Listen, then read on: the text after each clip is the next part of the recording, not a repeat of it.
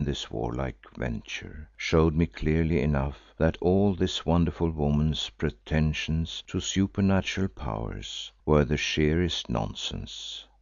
Had they been otherwise she would not have needed our help in her tribal fights, notwithstanding the rubbish she talked about the chief Rezu, who according to her account of him must resemble one of the fabulous trolls, half human and half ghostly evil creatures, of whom I have read in the Norse sagas, who could only be slain by some particular hero armed with a particular weapon. Reflecting thus, I went to sleep and did not wake until the sun was setting. Finding that Hans was also sleeping at my feet just like a faithful dog, I woke him up and we went back together to the rest house, which we reached as the darkness fell with extraordinary swiftness, as it does in those latitudes, especially in a place surrounded by cliffs. Not finding Robertson in the house, I concluded that he was somewhere outside, possibly making a reconnaissance on his own account, and told Hans to get supper ready for both of us. While he was doing so, by aid of the Amahagger lamps, Umslopogaas suddenly appeared in the circle of light and looking about him said, "Where is Red Beard, Macumazahn?" I answered that I did not know and waited, for I felt sure that he had something to say. "I think you had better keep Red Beard close to you, Macumazahn," he went on.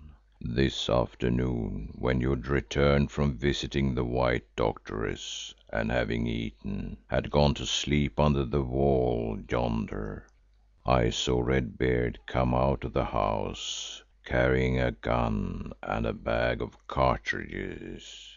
His eyes rolled wildly and he turned first this way and then that, sniffing at the air like a buck that scents danger. Then he began to talk aloud in his own tongue, and as I saw that he was speaking with his spirit, as those do who are mad, I went away and left him." "Why?" I asked. "Because as you know, Macumazahn, it is a law among us Zulus never to disturb one who is mad and engaged in talking with his spirit. Moreover, had I done so probably he would have shot me, nor should I have complained who would have thrust myself in where I had no right to be." "Then why did you not come to call me, Umslopogaas?"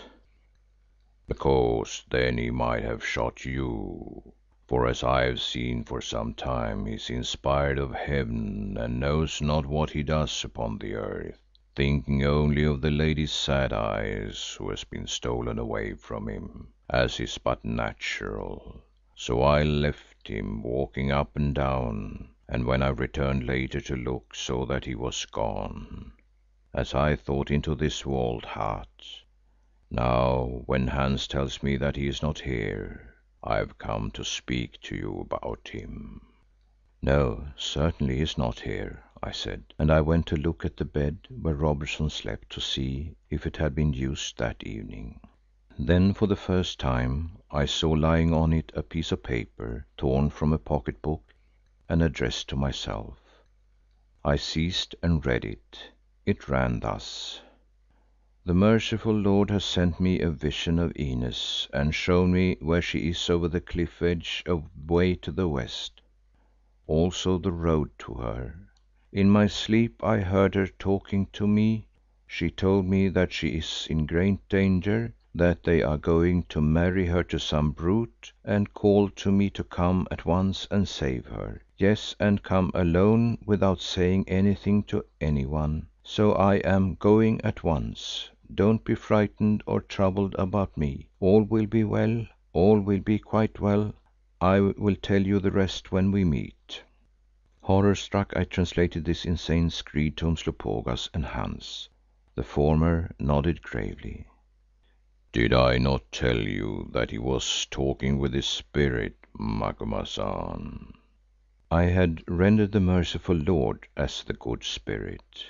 "Well, he has gone and doubtless his spirit will take care of him. It is finished." "At any rate we cannot, Baas," broke in Hans, who I think feared that I might send him out to look for Robertson. "I can follow most spoors, but not on such a night as this when one could cut the blackness into lumps and build a wall of it."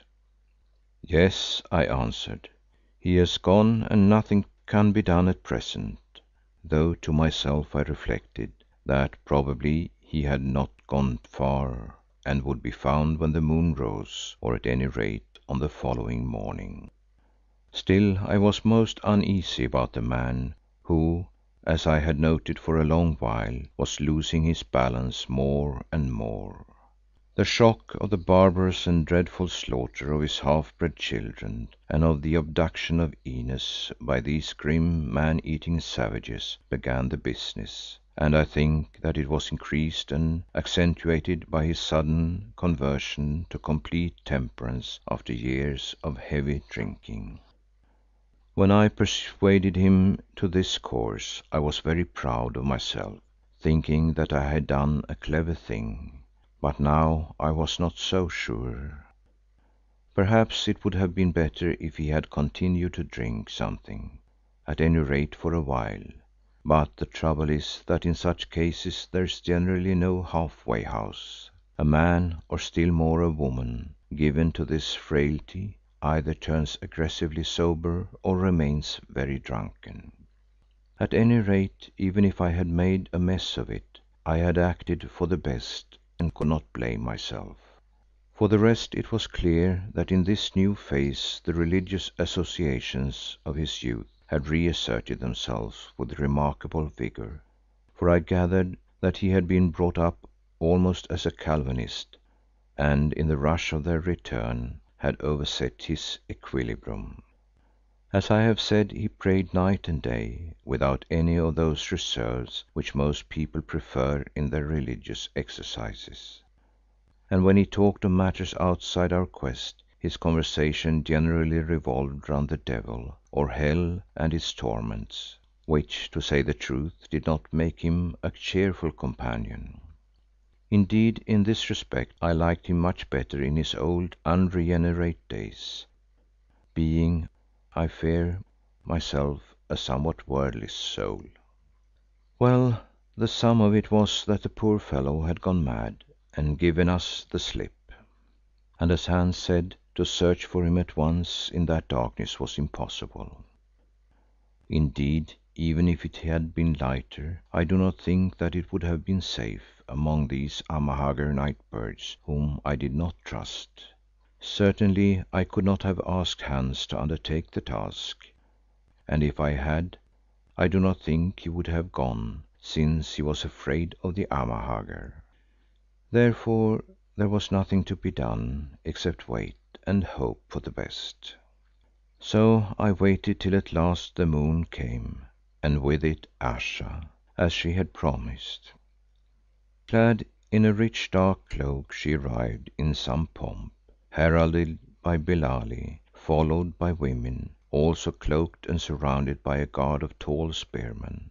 I was seated outside the house smoking, when suddenly she arrived from the shadows and stood before me.